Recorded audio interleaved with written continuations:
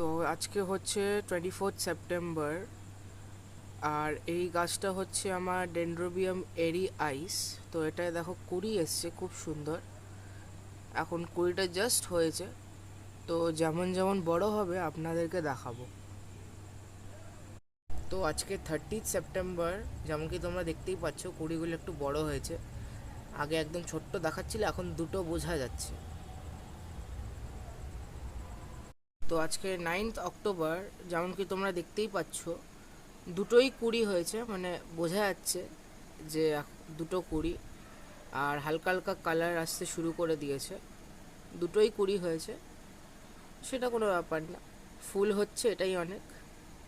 তো এই যে কুড়িগুলো বেশ বড় হয়েছে, তো এবার ফুটলে তোমাদের দেখাবো। তো আজকে 16th অক্টোবর, এখন রাত্রিবেলা।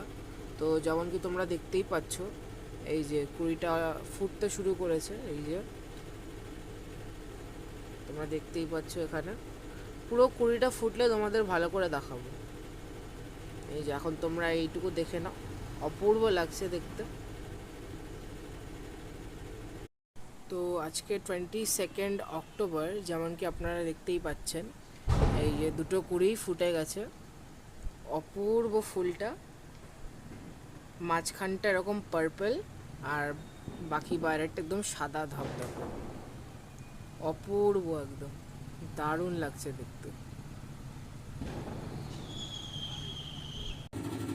তো আজকে 8 নভেম্বর, যেমন কি আপনারা দেখতেই পাচ্ছেন এই যে অপূর্ব ফুলখানা, অনেক দিন পরেই দেখাচ্ছি।